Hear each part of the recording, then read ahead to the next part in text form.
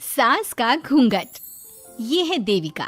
देविका पढ़ी लिखी और मॉडर्न लड़की है, लेकिन उसकी शादी ऐसे परिवार में हुई है जो गांव में रहता है। भले ही ये 21वीं सदी है, लेकिन देविका के ससुराल वालों की सोच वो तो 18वीं सदी से आगे बढ़ी ही नहीं। आइए जानते हैं क्या होगा जब शहर की पढ़ी लिखी और मॉडर्न लड़की फंस जाएगी संकीर्ण मानसिकता वाले माहौल में।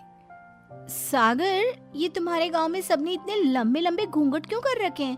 और ये सब मुझे इतना घूर घूर कर क्यों देख रहे हैं? अरे यार, तुम भी घूंघट कर लो ना, इसीलिए तो देख रहे हैं सब तुम्हें।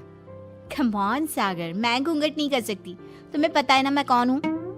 लेकिन देविका, मेरे पिताजी, चाचा जी, बड़े भैया और जीजा जी ने तुम्हें बिना घूंघट के देख लिया ना तो बहुत गुस्सा होंगे और न जाने कौन कौन से फरमान सुनाएंगे। घर चलो, देखा जाएगा जो होगा। सागर देविका से कई बार कहता है कि वो घूंघट कर ले, लेकिन देविका सागर की नहीं सुनती और अपने ससुराल के दरवाजे पर पहुंच जाती है। जब देविका वहां पहुंचती है तो देखती है कि उसकी सास बिमला, चाची सास कम्मो और जेठानी सुजाता ने लंबा सा घूंघट कर रखा था, पर उनकी ननद वीना ने घूंघट नहीं किया हुआ था। लेकिन हाँ, उसने सर पर सलीकी के साथ दुपट्टा जरूर ओढ़ा हुआ था। सागर अपनी पत्नी को सबसे मिलवा रहा होता है, तभी सागर के पिता जोगिंदर बोलते हैं, सागर, तूने बहू को इस घर के तौर तरीके नहीं समझा। हमारे घर की औरतें बिना घूंघट के किसी पर आए मर्द के सामने नहीं आती और तू इसे ऐसे ही ले आया। पिताजी, मैं समझा दूंगा। वो नई नई शहर से आई है ना, इसलिए उसे पता नहीं है। सागर की बात सुनकर उसके चाचा जी महेंद्र बोलते हैं, ये बात तो तुझे गांव में कदम रखते ही अपनी बीवी को समझानी चाहिए थी। हमारा गांव में बहुत नाम है। तेरी बीवी ऐसे गांव भर में घूमेगी तो क्या इज्जत रह जाएगी हमारी। ये बोलकर जोगिंदर और महेंद्र वहां से चले जाते हैं। शाम को घर की सारी औरतें खाने की तैयारी करती है। खाना तैयार हो जाता है, लेकिन घर की कोई भी औरत खाना नहीं खाती। बहुत रात हो जाती है, तब देविका कहती है, सासू माँ, खाना बने हुए तो देर हो गई, रात भी बहुत हो गई है, हम लोग खाना क्यों नहीं खा रहे हैं? अरे बहू, ये क्या बोल रही हो? हमारे यहाँ घर की औरतें तब तक खाना नहीं खाती जब तक घर के मर्द खाना ना खा ले। लेकिन इतनी देर हो गई, आप सबको भूख नहीं लग रही क्या? तभी देविका की जेठानी सुजाता कहती है, लग तो रही है, लेकिन यहाँ की यही रीत है, ये निभानी तो पड़ेगी ना। भाभी जी, ये रीत नहीं है, औरतों को प्रताड़ित करने का एक तरीका है। अगर इस घर के आदमी पूरी रात नहीं आए तो आप पूरी रात खाना नहीं खाओगी क्या? देविका ये बोलकर सीधा सागर के पास जाती है। सागर उसे समझाता है, देविका, यहाँ ऐसा ही होता है, तुम थोड़ा सब्र कर लो, पिताजी और चाचा जी आते ही होंगे, फिर हम सब खाना खाएंगे। सागर देविका को समझा ही रहा था, तभी देविका की ननद वीना आकर कहती है, सागर, खाना खाने आ जाओ, पिताजी और चाचा जी आ गए हैं। चलो देविका, तुम्हारा इंतजार खत्म हुआ। सागर खाने के लिए बैठ जाता है। जब सब खाना खाने बैठते हैं तो देविका भी बैठ जाती है। सागर धीरे से उसे कहता है, अरे देविका, ये क्या कर रही हो? तुम इस तरह हमारे साथ खाना नहीं खा सकती। मगर क्यों सागर, मुझे भूख लगी है, सब लोग खा रहे हैं तो मैं क्यों नहीं खा सकती? ये हमारे घर का नियम है, पहले घर के आदमी खाते हैं और बाद में औरतें। लेकिन सागर, हमारे घर में तो ऐसा कोई नियम नहीं है। देविका और सागर में बहस छिड़ जाती है। तब सागर का बड़ा भाई कहता है, सागर, तेरी बीवी को एक बार में समझ में नहीं आता क्या कि इस घर की औरतें मर्दों के खाना खाने के बाद ही खाना खा सकती है? भैया, मैं देविका को यही समझा रहा था। मुझे तो लग रहा है कि इसके दिमाग में कोई बात ही नहीं बैठती एक बार में। भैया, मेरे दिमाग में बात तब बैठेगी ना जब आपकी बात कोई ढंग की होगी। अरे आखिर क्यों घर की औरतों को आप लोगों की बात खाना मिलेगा? हाँ, अब से पहले घर की किसी औरत ने घर की किसी मर्द से इस लहजे में बात नहीं की थी, इसलिए वो सब देविका की बात सुनकर हैरान रह गए। तभी सागर की जीजा और वीना के पति कल्याण जी कहते हैं, ये क्या है सागर, इस घर की दीवारों को औरतों की इतनी ऊंची आवाज सुनने की आदत नहीं है। अपनी बीवी को बोल जरा होश से काम ले और चुपचाप चली जाए। क्यों चली जाऊं मैं चुपचाप? इस घर की औरतें आपकी हर बात बर्दाश्त कर लेंगी, लेकिन मैं शहर की पढ़ी लिखी लड़की हूँ। आपके कोई भी फालतू के रीति रिवाज मैं नहीं बर्दाश्त करने वाली। इस तरह देविका ने सारे घर की औरतों के लिए मिसाल पैदा कर दी। जोगिंदर के घर में पहली बार किसी महिला ने विरोध का स्वर उठाया है, ये बात घर के किसी मर्द को बर्दाश्त नहीं हो रही है। तभी जोगिंदर कहता है, महेंद्र, मोहन, इस बेशर्म लड़की को कमरे में बंद कर दो और आज इसे कोई खाना नहीं देगा। अगर किसी ने इसे खाना दिया तो मैं उसे जिंदा नहीं छोड़ूंगा। महेंद्र और मोहन उसे कमरे में बंद कर देते हैं और उसे खाना भी नहीं देते। रात के 3 बज जाते हैं। भूख की वजह से देविका को नींद भी नहीं आती। तभी उसे कुछ महसूस होता है।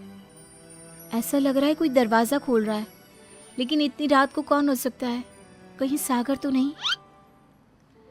देविका उम्मीद भरी नजरों से दरवाजे की तरफ देखती है, लेकिन दरवाजा खोलने वाला सागर नहीं बल्कि विमला और कम्मो है।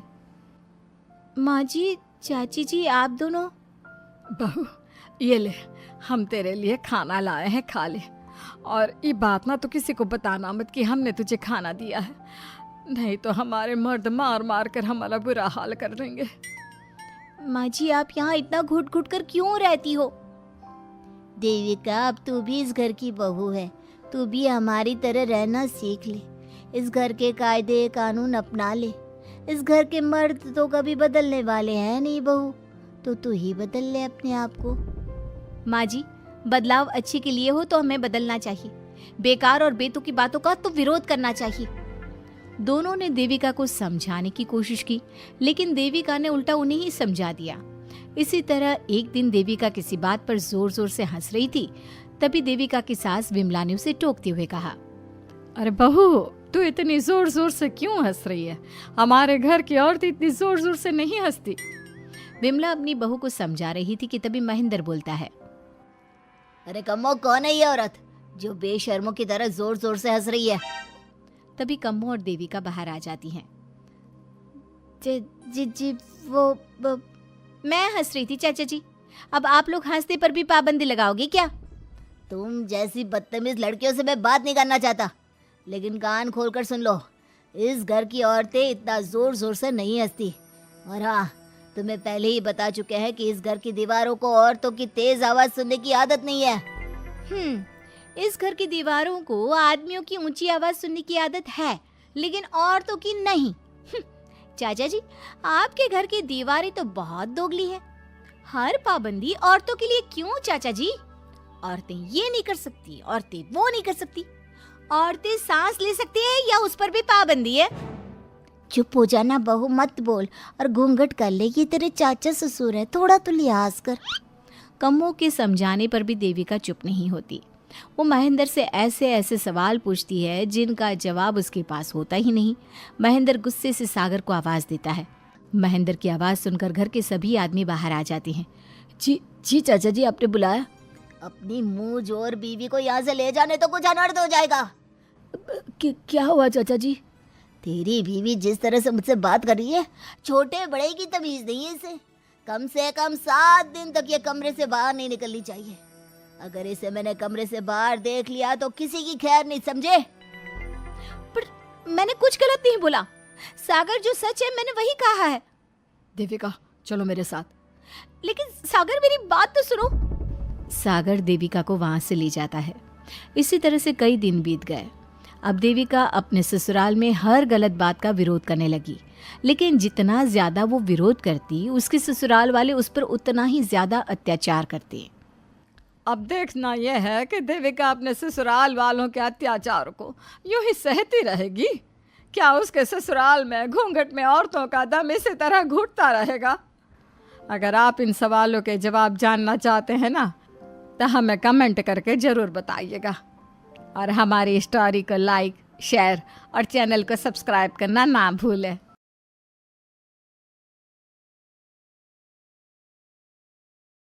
सास का घूंघट पार्ट 2।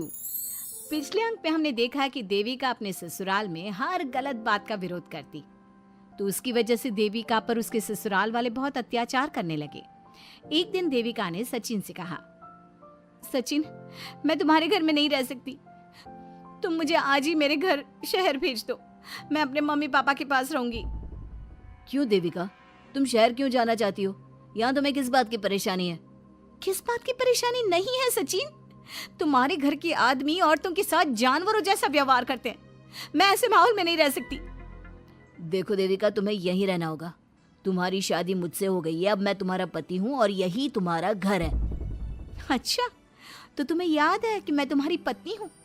जब तुम्हारे पिताजी और चाचा जी मुझे एक एक हफ्ते के लिए कमरे में बंद कर देते हैं, तब तुम्हें क्यों याद नहीं आता कि जो औरत कमरे में बंद है वो तुम्हारी पत्नी है? जब तुम्हारे जीजाजी और भाई मुझसे बदतमीजी से बात करते हैं, मुझे खाने के लिए कुछ नहीं देते, तब भी तुम्हें याद नहीं आता कि मैं तुम्हारी पत्नी हूँ?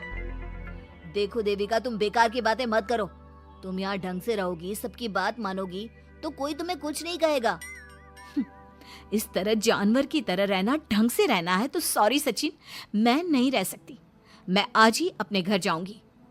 ये बोलकर देविका अपना सामान पैक कर लेती है और घर से जाने लगती है। सचिन भी उसके पीछे पीछे चलता है और उसे समझाने की कोशिश करता है। जब ये सब जोगिंदर ने देखा तो बोल पड़ा, बहू, यह सब क्या हो रहा है? कहाँ जा रही हो? सचिन, बताओ अपने पिताजी को कि कहाँ जा रही हूँ मैं। तुम्हें शर्म नहीं आती अपने पति का नाम लेते हुए? मैं अपने पति का नाम ले रही हूँ, इसमें आपको क्या परेशानी है? आपका नाम तो नहीं ले रही हूँ ना? देविका, ये किस तरह से बात कर रही हो तुम पिताजी से? जिस तरह से करनी चाहिए उस तरह से कर रही हूँ बात। इससे अच्छी तरह से मैं तुम्हारे घर के किसी भी आदमी से बात नहीं कर सकती। तीनों की बात सुनकर घर के बाकी लोग भी वहां आ जाते हैं। तभी जोगिंदर कहता है, हमारे घर की औरतें अपने मर्दों का नाम नहीं लेती। तुम्हारे शहर में होता होगा, लेकिन हमारे यहाँ पर ऐसा कुछ नहीं होता। बहू, सचिन तुम्हारा पति है, तुम उसका नाम मत लिया करो। तुम अपने पति का नाम लेने की जगह ए जी, ओ जी, सुनो जी कहा करो। पति ना परमेश्वर होता है। तो परमेश्वर का तो हम नाम लेते हैं। क्यों माँ जी, क्या आप अपने इष्ट देव का नाम नहीं लेती? माँ जी, ये सब इन पुरुषों के बनाए तौर तरीके हैं, औरतों को दबाने के लिए। ये बेशर्म लड़की ऐसा नहीं सुधरेगी। ये हमारे घर की औरतों को भड़का रही है। सचिन, तुम इसे चुप कराओगे या फिर मैं करूं? नहीं नहीं पिताजी, मैं अभी समझा देता हूँ। चलो देविका अंदर, और कितना तमाशा बनाओगी मेरा। सचिन, मैं अंदर नहीं बाहर जाऊंगी। अब मैं यहाँ नहीं रह सकती। देविका की बात सुनकर महेंद्र कहता है, भाई साहब, ये लड़की इस घर से और गांव से बाहर ना जानी चाहिए, नहीं तो हमारे घर और गांव की औरतें भी ऐसी ही हरकतें करेंगी। वो भी मर्दों के खिलाफ बगावत करेंगी। और मैं भी देखती हूँ कि मुझे घर से बाहर जाने से कौन रोकता है। बहू, इनसे बहस करने का कोई फायदा नहीं। तुम अंदर चलो। इस गांव के मर्दों के अंदर बहुत अहंकार भरा हुआ है। देविका किसी की बात नहीं सुनती और अपना सामान उठाकर घर से बाहर जाने लगती है। तभी वहां मोहन और कल्याण आते हैं।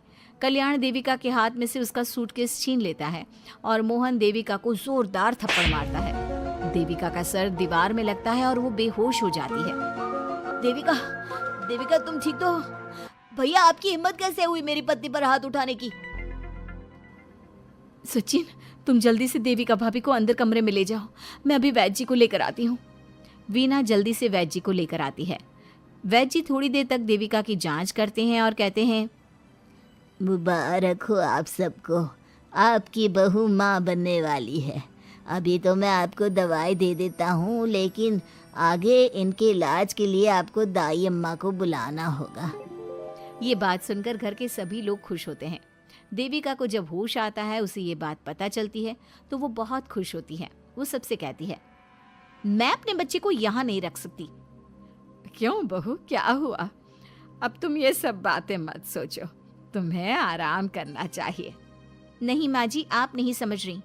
अगर मेरा बेटा हुआ तो इस घर के मर्दों की तरह अहंकारी और औरतों पर जुल्म करने वाला बनेगा, और अगर मेरी बेटी हुई तो वो जानवरों की तरह जुल्म सहने वाली बनेगी, और दोनों ही अनपढ़ रहेंगी।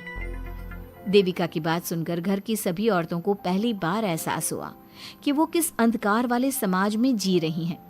लेकिन फिर भी घर की सारी औरतें उसे ही समझाती हैं। बहू देखो, तुम्हारी बात सही है, लेकिन तुम इस हालत में सफर नहीं कर सकती। हाँ बहू, तुम यहीं रहो, अपना और अपने बच्चे का ख्याल रखो। देखो ना देविका भाभी, हमें बिल्कुल भी पढ़ना लिखना नहीं आता, अपना नाम भी नहीं लिख पाते, तो आप मुझे थोड़ा पढ़ा दीजिए ना। देविका, तुम्हारी बातें सुनकर पहली बार हमें एहसास हुआ है कि कैसे माहौल में हम जी रहे हैं। तुमने हमारे अंदर उम्मीद की नई रोशनी पैदा की है। यहाँ से मत जाओ तुम। देविका ने घर की औरतों की बात सुनी तो उसका दिल पसीज गया। उसने गांव में ही रहने का फैसला लिया। वो अपने घर की औरतों को रोज पढ़ाती, उन्हें अपने अधिकारों के बारे में, देश के बारे में बताती। इसी तरह कई दिन बीत गए और एक दिन सुजाता ने सचिन से कहा, सचिन, देविका की तबीयत ठीक नहीं, तुम जल्दी जाकर दाई अम्मा को बुला लाओ ना। भाभी, दाई अम्मा क्या कर लेंगी? आप किसी डॉक्टर को बुला लो, मेरी तबीयत ठीक नहीं है। देविका, गांव के लोग डॉक्टर पर भरोसा नहीं करते। दाई अम्मा बरसों से ये काम कर रही है, वो तुम्हें ठीक कर देगी। सचिन, तुम्हारे घर वाले अनपढ़ हैं, तुम तो पढ़े लिखे हो ना। देख नहीं रहे मेरी हालत क्या हो रही है। तभी तो बोल रहा हूँ, समय बर्बाद मत करो, मैं अभी आता हूँ। सचिन दाई अम्मा को बुलाकर ले आता है। दाई अम्मा घरेलू नुस्खों से देविका का इलाज तो कर देती है। कुछ समय के लिए उसकी हालत भी स्थिर हो जाती है, लेकिन वो पूरी तरह से ठीक नहीं होती। फिर देविका सचिन से कहती है, सचिन, मुझे समझ में नहीं आ रहा तुम मुझे डॉक्टर के पास क्यों नहीं ले जा रहे। मैं माँ बनने वाली हूँ और मुझे ये भी नहीं पता कि मेरा हेमोग्लोबिन कितना है। दाई अम्मा कर रही है ना तुम्हारा इलाज। लेकिन दाई अम्मा को कुछ समझ में नहीं आ रहा कि मेरे साथ क्या हो रहा है। अगर देखो तुम मुझे नहीं लेकर गए ना तो मैं खुद ही चली जाऊंगी। अगले दिन देविका की तबीयत दोबारा बिगड़ जाती है और दाई अम्मा के किसी भी नुस्खे से वो ठीक नहीं हो रही थी। देविका ने सारी हिम्मत जुटाई और वो अकेले ही डॉक्टर के पास जाने लगी। उसे देखकर मोहन कहता है, बहू, इस हालत में कहाँ जा रही हो? आप लोगों के भरोसे रही ना तो आप लोग मुझे मार ही डालोगे। डॉक्टर के पास जा रही हूँ मैं। बहू, तेरा दिमाग तो ठिकाने पर है। हमारे घर की औरतें मर्दों से इलाज नहीं कराती। हे भगवान, इन जाहिल लोगों को मैं कैसे समझाऊं? डॉक्टर औरतें भी होती हैं। बहू, तो हमें पागल मत बना। हमने तो कभी कोई महिला डॉक्टर नहीं देखी। तू झूठ बोलकर निकलना चाहती है ना? इस गांव की सरहद से आप लोग कभी बाहर नहीं गए ना, इसलिए आप लोगों को नहीं पता कि महिलाएं डॉक्टर के अलावा क्या क्या है। ए लड़की, तुझसे तमीज से बात कर रहे हैं तो तू ज्यादा हवा में मत उड़। बोला ना एक बार, चल अंदर जा। चाचा जी, मैं अंदर नहीं जाऊंगी, डॉक्टर के पास जाऊंगी। मेरा इलाज सिर्फ डॉक्टर ही कर सकता है। ये बोलकर देविका घर से निकल रही थी कि तभी जोगिंदर ने उसे कमरे में ले जाकर बेड पर जोर से धक्का दे दिया, जिसकी वजह से देविका के पेट में चोट लग गई और वो दर्द की वजह से जोर जोर से चिल्लाने लगी। ये देखकर घर की सारी औरतें देविका को संभालने लगी। देविका, हिम्मत रखो, सब ठीक हो जाएगा। देविका भाभी, आप ठीक हो ना? माँ, कुछ करिए ना, भाभी की तबीयत बहुत खराब हो रही है। लेकिन मैं क्या कर सकती हूँ? भाभी, कुछ तो करो, कहीं बहू को कुछ हो ना जाए। उधर जोगिंदर मेन गेट पर बड़ा सा ताला लगा देता है और कहता है, आज के बाद इस घर से कोई भी औरत बाहर नहीं निकलेगी। देविका का बच्चा भी इसी घर में होगा, ये जिंदा रहे या मर जाए। जोगिंदर की बात सुनकर सभी औरतें बाहर आती हैं।